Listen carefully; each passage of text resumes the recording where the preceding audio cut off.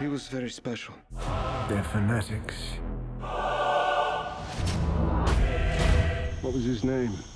He was called Yeshua.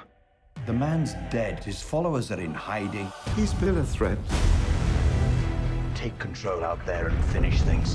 The tomb is sealed, guarded with your life. So this has been a film that's basically, I felt like it's never been done before. The hook for me was this fresh angle.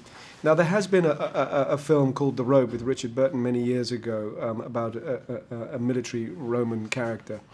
But he becomes very evangelical at the end, and I think our take is much more modern, and a little bit more sophisticated. But nevertheless, it is a movie where we visit a narrative, a story, the story of Christ, which is so dear to millions of us.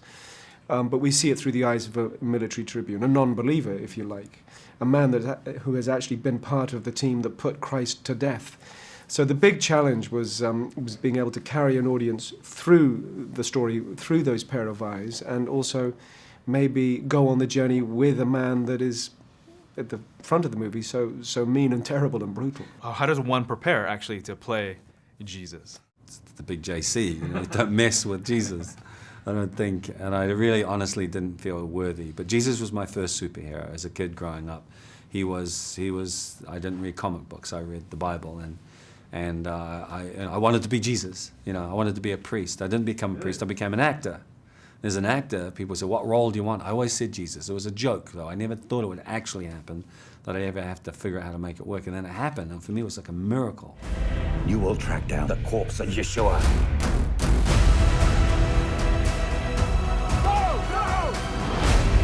What happened to the Nazarene? He's right here. And you actually had a great transformational arc in your story. At one point, did you kind of try to portray your character as maybe someone who was maybe losing his mind or wasn't sure what was going on or what he was seeing? Yeah, I certainly felt that his world had been turned upside down, because in one sense he's so conditioned to think one way, and then to witness the resurrection and a man that you've put to death must have distorted his sense of reality.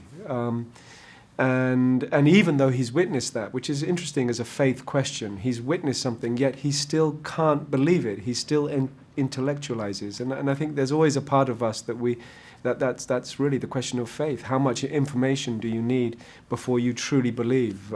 Do you need all the information? And even if you have all the information, you can still you can be intellectual about it. So I think that's a big takeaway for the audience, is that sense and that discussion of faith. And what I've noticed is that in the film, you actually don't really have too much dialogue at all. What's to talk about? Well, a lot is through emotion and through expression. Yeah, but I figured, really, we can talk about love all day long and not ever feel it. We can act as though we're being loving and kind and feel other feelings, but can we really be loving? And it's like, so I just focused on that, and it was a relief to not have to talk about it or demonstrate it or act as though I was. And so all I did was, for days and days and days, just contemplated love and peace.